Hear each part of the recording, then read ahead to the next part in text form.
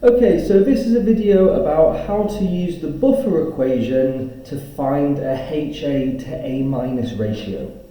So this question says a patient's blood has a pH of 6, and you'll notice that pH is given to 2 decimal places as pHs should be.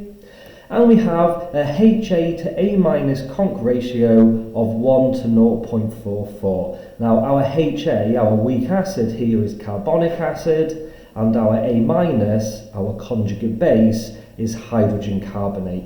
So this is the buffer system that keeps you alive every day.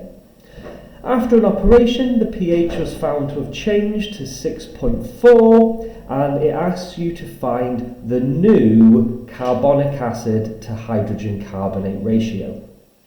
So this is a pretty involving question, this. All in all, there's 4 steps. So here's our buffer equation. And we're asked to find the ratio of hydrogen carbonate to carbonic acid.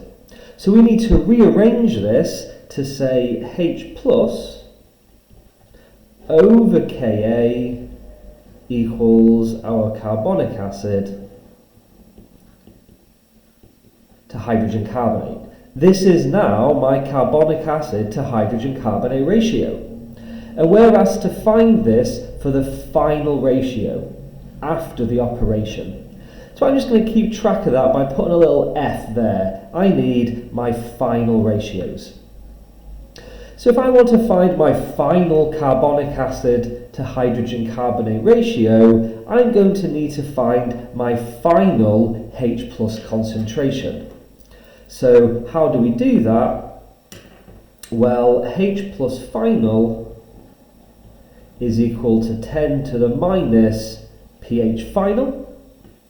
We are given our final pH, look, 6.4, so it's just 10 to the minus 6.4, which if you bang that in a calculator comes to 3.98107 times 10 to the minus 7. So that is the value of my final H plus conc. Now, to get the final Ka, I'm not going to bother writing a little F for final on that, because providing the temperature hasn't changed, Ka is boss. So my final Ka is my initial Ka. It won't have changed.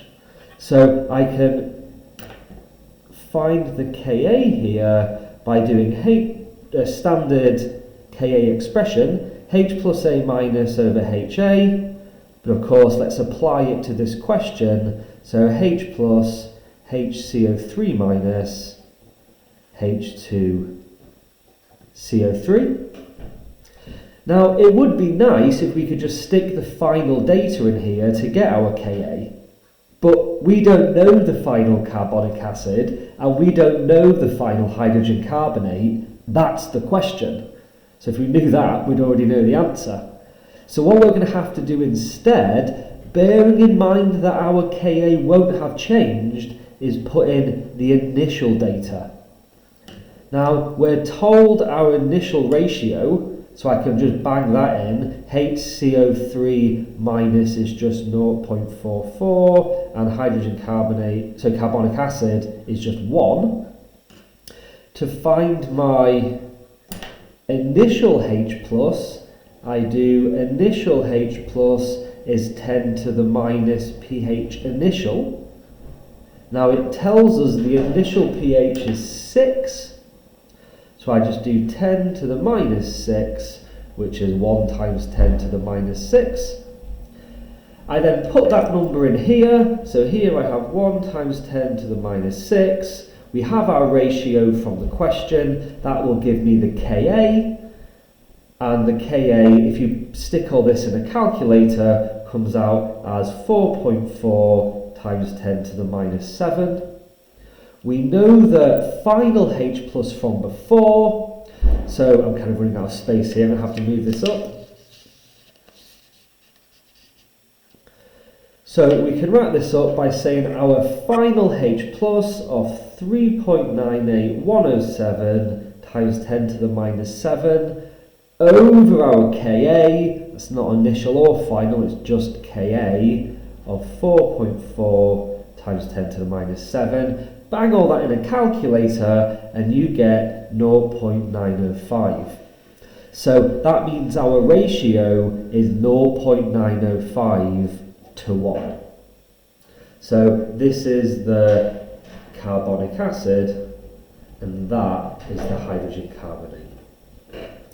Just an extra one little thing about this question, be careful. My question said to find the HA to A minus ratio, so I needed to put the HA on the top and the A minus on the bottom.